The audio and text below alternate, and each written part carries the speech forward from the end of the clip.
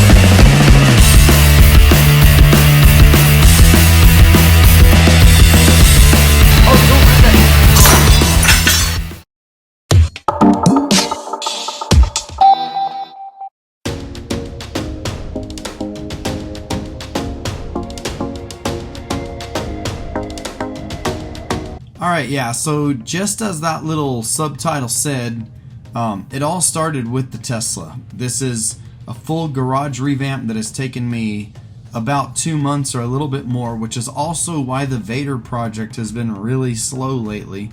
So I apologize for that, but here's the thing. I'm ready to start painting the big main body section of the Vaydor, getting it in that process. So before I did that, you know, I installed the outlets for my new car, and that led to another thing. I was like, okay, well, the room where I had to go through to install those outlets was an absolute fiasco.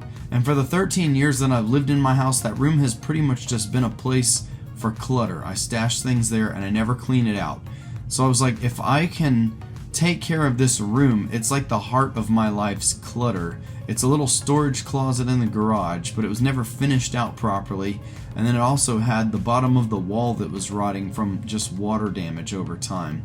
So it was basically installing the charging outlets for the Tesla caused me to start cleaning the room a little bit so I could get to areas in the wall.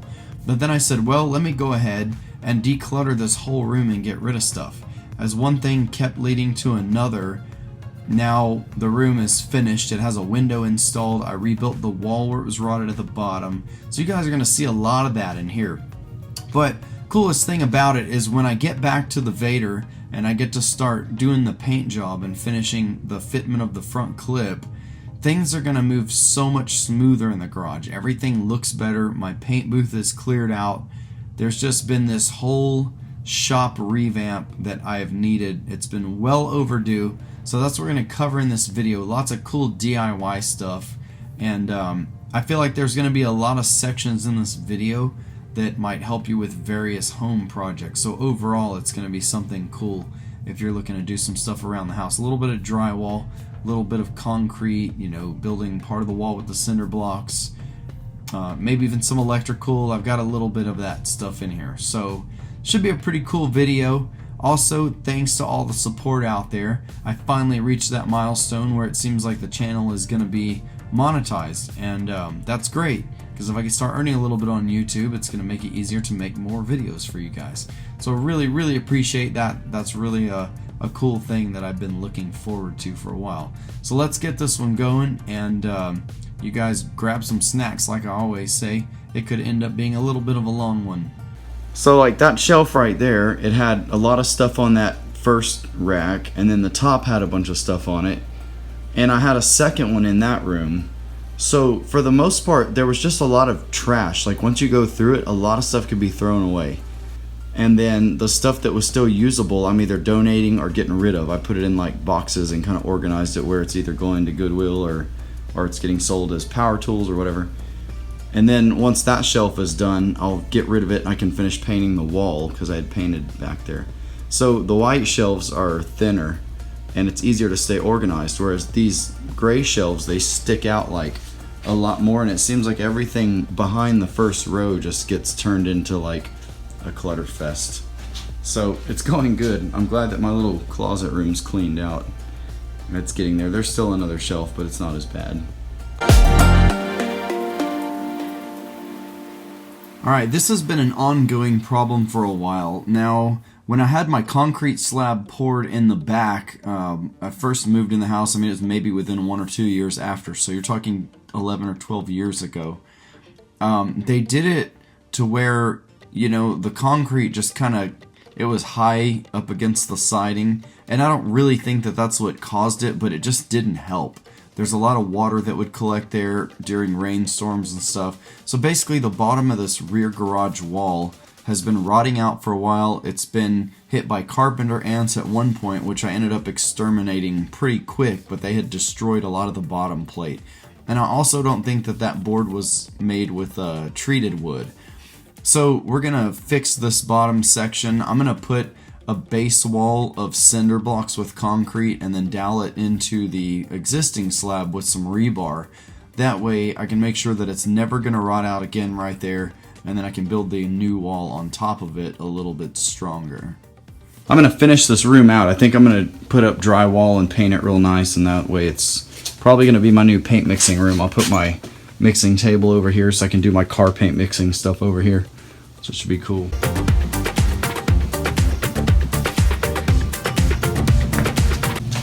So here's the old wall, and it's all rotted. So I'm basically going to put the concrete cinder blocks in there, you know, concrete inside of them with some rebar into the old slab, and then I'm going to build the wall where it starts on top of the concrete so that the water that comes in, there's not as much water anymore now that I have this covering, but now the water that does end up here isn't going to rot this out again.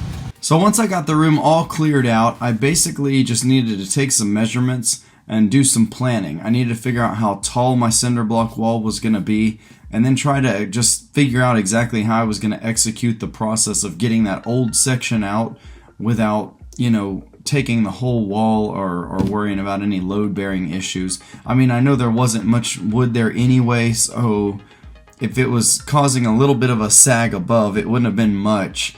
And even whenever I did the new wall, I actually put a jack and a pole up under it so that I could raise it just a little bit to give it a little bit of a preload on the structure.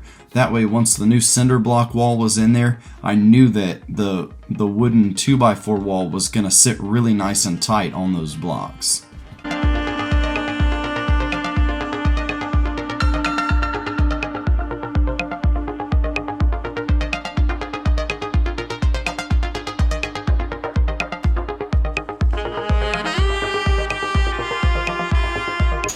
Now what I've done on the inside is I'm able to, I was able to work that treated board in there, and it was a really tight fit, but I had to get it to slide behind this one a little bit so it goes, nice and snug up under this stud.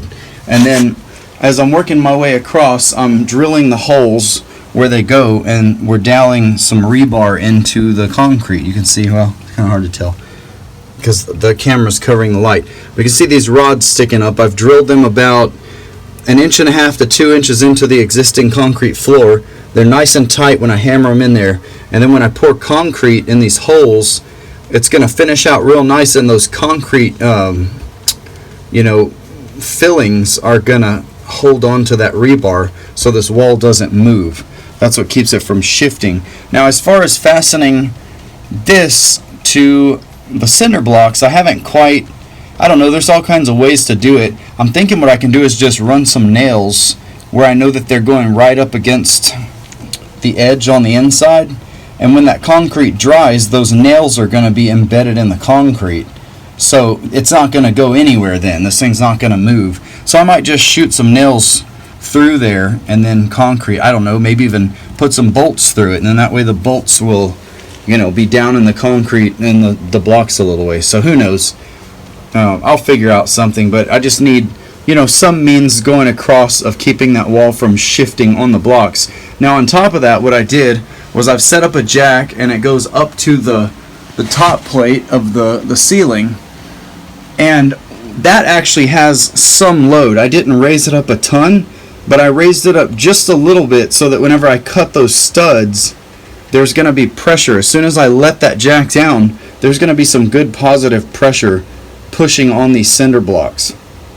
And I mean, you're talking, I may have only jacked up 1/8, maybe 1/4 of an inch higher than what it was, just to get, I know that it was holding still a little bit before, but that way it gives me a little bit of a preload, and I know that these blocks are going to be held down nice and tight by this wall. Okay, I'm a little bit more than halfway done. As you can see, I've taken out this rotted board. So what happened was, back when the house was originally built, there was no concrete here. And when I had this slab done, you know, when I first got in the house about a year after, they put it, you know, pretty high right up to where the wall started. And that's fine, but it did cause it to rot out. And I think when this garage was closed in originally, this was a carport, but the bottom plate board wasn't treated, I believe. If that was treated, well, then it totally failed, because you're supposed to use treated wood for the bottom plate, which if you come in here, you'll see that the wood looks a little bit different.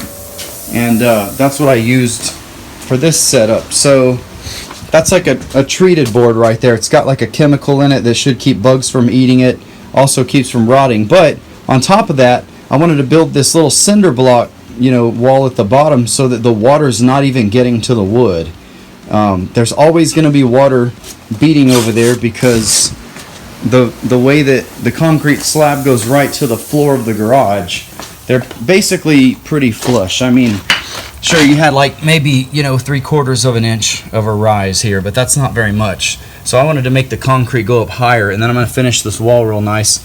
Maybe I'll put some trim across the bottom. I don't know, maybe just sand it where it looks better. But anyway, that's what's going on here. So you can see that's just some of the junk that came out, and then there's a lot of trash from before. So it's going to look a lot better. We get it all finished up and make it look nice. Then I can hopefully paint the back of the house to match the front of the house, the new colors.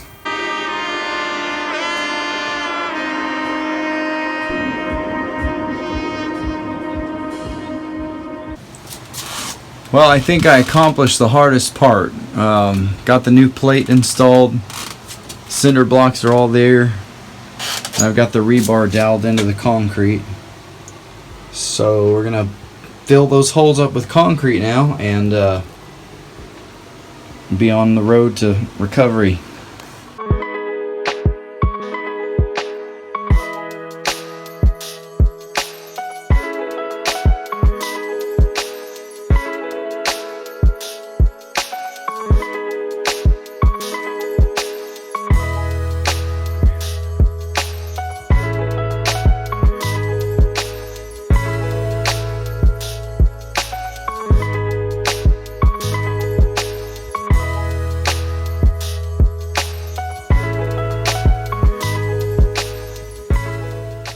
Well, another long time project that I've been wanting to tackle for years, done in one day.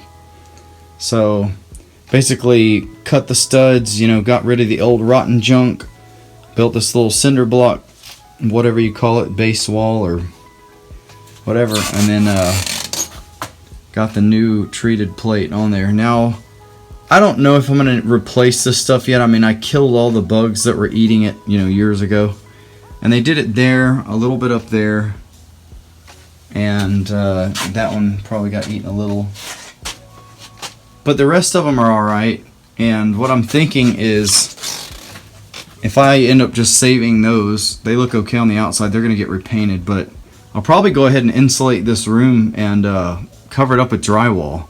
Because drywall is cheap enough and it looks better, and then I feel like if I'm going to drywall it, I might as well have insulation in there. That way, if I have like a little AC in the garage, so every little bit will help when I turn that thing on.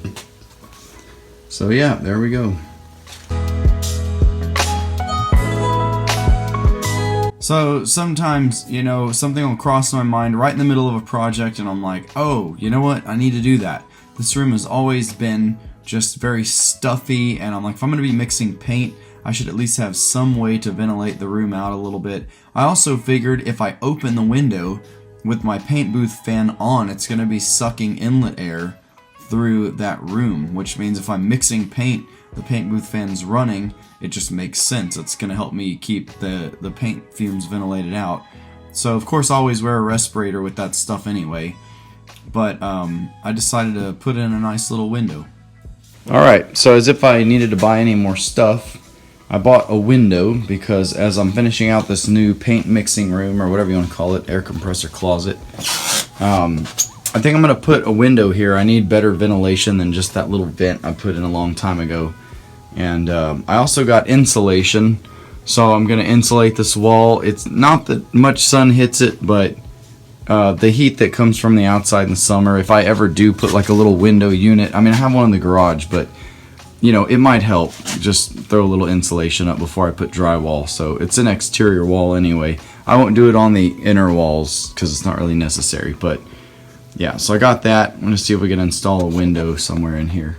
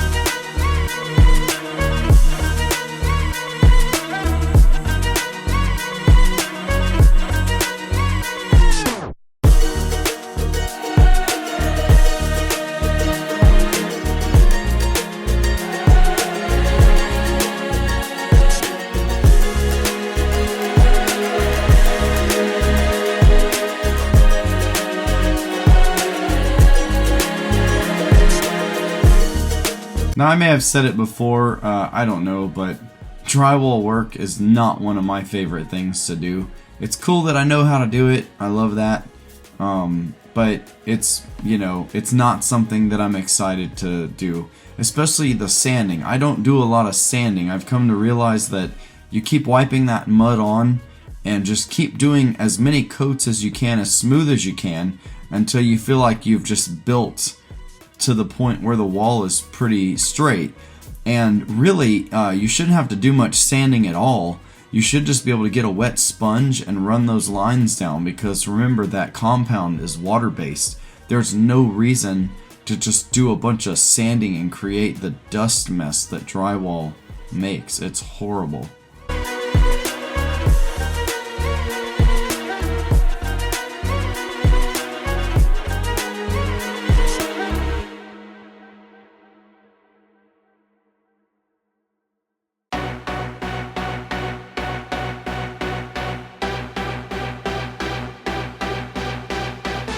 So as long as I've had the house, this little room has just had one of those little ceramic light fixtures with the pull string.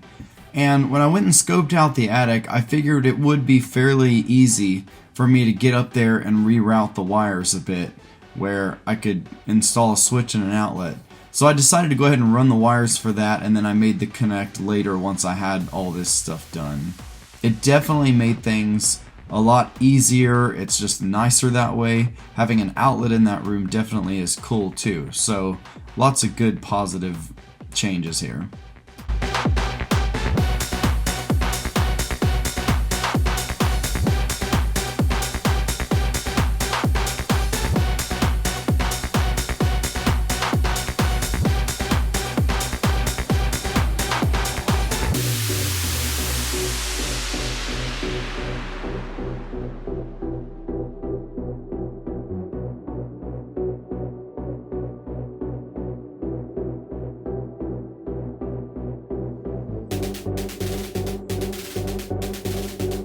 Here's the room so far. So I've got the back wall up. I got to do around the inside of the window. We got it raised at the bottom, so hopefully it won't get rotted or eaten out again by the bugs. And then I did, before I cover this side, I added my wire for my 220 outlets, which is already good back there. And then of course my car charger is off one of them that goes out that way. And then I did a quick electrical addition here with a switch and an outlet, and I pre-wired them so that when I cover this wall I've got it, but then I'll end up making the connection a little bit later to get one to that fixture and then that one tied into power. So it should be pretty simple.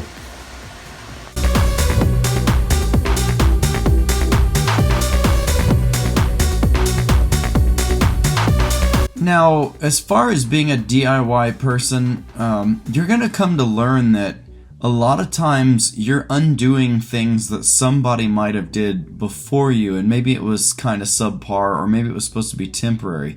One thing I came to realize is if you look at this brick wall, back when the house was first built, the dryer duct probably just came straight off that brick wall. It was just that little outlet on the back that you see now, but it was probably straight on the brick.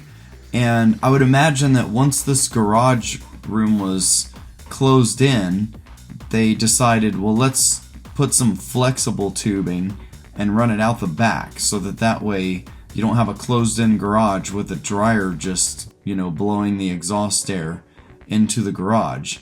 So using that flexible stuff, it was an okay temporary fix. But what I decided to do is get rid of all that, and now that we've got this nice new wall going, I ran some more rigid metal tubing.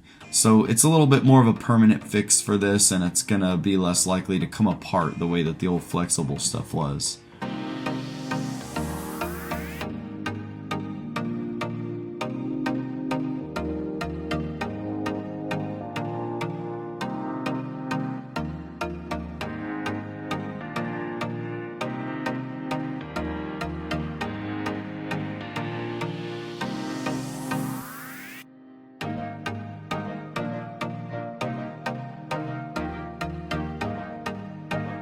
Now, with the electrical, I'm going to say that, yeah, it's something that you should be afraid of in a way, but also you got to realize there's a safe way to do pretty much everything.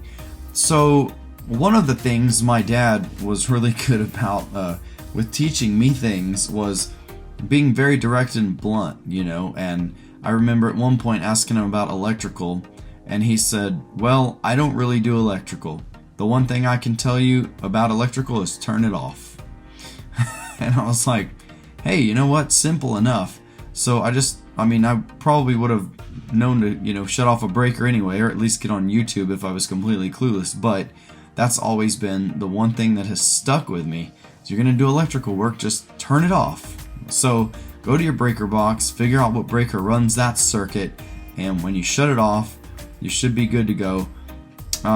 My grandpa actually told me one time that if he didn't know which breaker it was and there were already exposed wires, now this is, saying maybe a building that's unfinished that doesn't have fixtures up, but if he needed to know that a circuit was off, he had told me at one point just grab 2 pairs of pliers, touch the white and black wire together, and you'll pop the right breaker. So I'd rather not do it that way, but there have been times that I've used this technique, maybe because I kind of just wanted to for the heck of it. But it's one way to make sure the power's off before you just start playing around. So yeah, that's the main thing. Some people are going to do electrical work themselves even though it's not recommended, but with the industry knowing that, a lot of manufacturers are required to do things a certain way that make them safe, so that they're a little fail-safe. A lot of things are going to have a silver screw and a gold screw, so the silver one goes with white, the gold one goes with the black wire, green goes with green, and so on. So as long as you're at least trying to do things correct when it comes to electrical, and you've done at least some research, there's a lot of stuff that you could probably pull off yourself, as long as you're not completely clueless to it. Do some learning and educate yourself. Alright, here I am in my attic. Now I had to crawl all the way to here because you can see the roof gets lower and lower to where I'm crawling, and this is about as far as I can go. So I'm drilling a hole right there, and that's coming from my little storage room where I'm going to run my wires up. And then I got to get a hold of the wires from that light box over there. Right now there's just constant power going through it, and it's supplying some other outlets and switches. But what I want to do is take those wires away from there, and that way the light is going to have my new switch on it. Because right now the light just has a pull string. You have a pull string fixture because that's constant power. It's not switched power going through there. So I'm going to tie those together, and then I'm also going to tie my new power wire to it. So it'll go to my switch and my outlet, and then the light will be powered on by that switch. So I'll have a new wire that goes to the fixture. But that's what I'm doing in here. I can't really fit. Gotta keep my head low because you can see all the nails in the roof. That's normal, so yeah, fun. Okay, power's off, but I got my flashlight going here. Now that's how you make electricity less dangerous. So what I gotta do is I gotta unhook this old silly fixture that's lasted for a long time. And I'm gonna undo all these wires completely. I gotta take these out. So basically these old wires are gonna come completely out of this box and go into the attic, because these are all just constant power wires. Remember, there was no switched power, but I installed a new switch over there, which already has my wire going into the attic. So you see I did it that way. So this was just a pull string fixture. When you don't have a switch, you gotta have the switch here. So I'm gonna get rid of all these wires from this box. I'm gonna feed them, out of the box into the attic. And then I'm gonna retie them together in a new box that I install probably somewhere up in the attic. I'm gonna tie them together with my constant power wire that operates my switch over there. And then I have the second wire that's gonna go back, and it's gonna come into this box. So it'll be the only wire coming here, and it'll power on the new light fixture. So all these constant power wires that also run the rest of the garage, they're just gonna be tied together up in the attic, and you won't see them or anything. So that's the way it's going.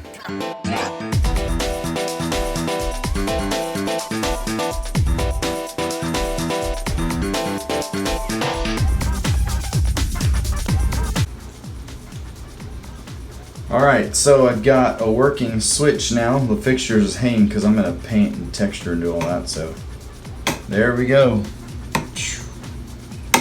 Love it. Ran it up through there, and then I've got the outlet working. It's actually charging the phone right now. So, success.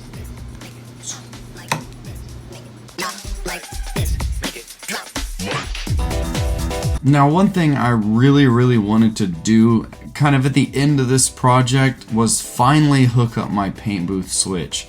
Now, I acquired this really cool switch years ago when I worked at an aircraft restoration facility, and they had this switch box, and I happened to ask the manager, like, hey, is this going to be used for anything? And I think when they put in all the new paint booth or whatever, it just ended up not really needing to be used. And he's like, no, it's fine, you can take it. So that was cool. I mounted the thing on the wall, and it's literally been 10 years that it's sat there, and I forgot about this switch. And I've been plugging in my paint booth fan. Every time I paint, I go to the other side and I plug in. So I said, you know what, if all things that have sat around for the longest time, like, this needs to be done. Like this, so I ran the wire, and finally got my paint booth switch hooked up. It's pretty cool to be able to use it now. I've painted a few things, and it's just so much better.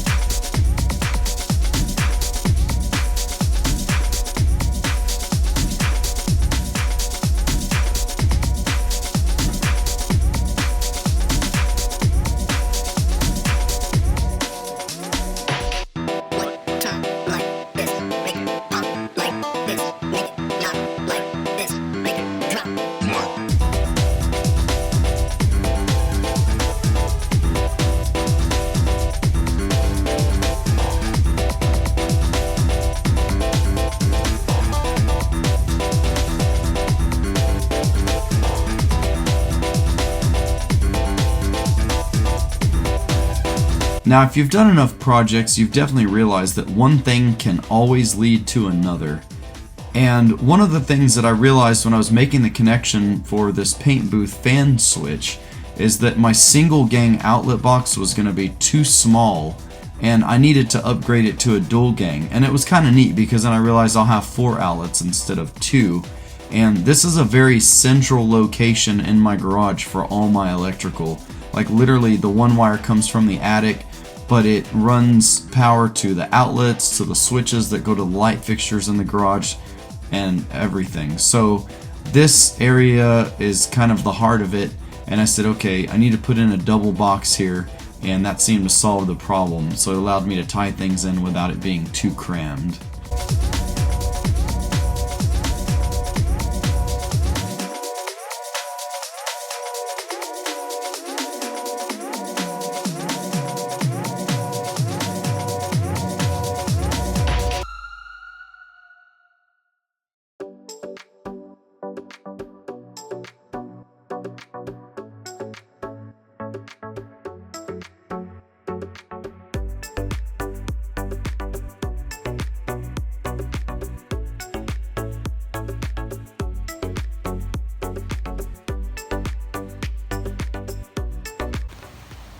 Oh my gosh, I'm so excited. So I've had this switch installed on the wall for like 10 years, and I finally ran the wire for my paint booth fan, and so I used to use an extension cord and just like plug it in over there, but that's takes up an outlet and it's kind of not the right way to do it. So I'm so happy now because my switch works. Woohoo! That's turning. And in order to do it, I had to not only install that wire, but I had to turn this from a single gang to a double gang box, and then I installed a GFCI breaker too. That way all the outlets in here are a little bit safer if it gets moist, and this gives me a little bit more room for the extra wiring that I needed in the the double box. It's just bigger, so there we go.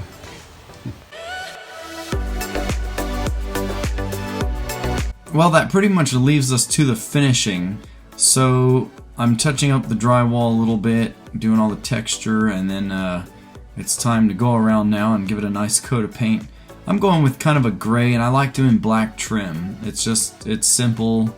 Pretty much anything can match it, I feel like, and it's the garage. I actually saw a picture on Google, and this guy's garage looked really cool with some gray and black, so I thought I'd go that way.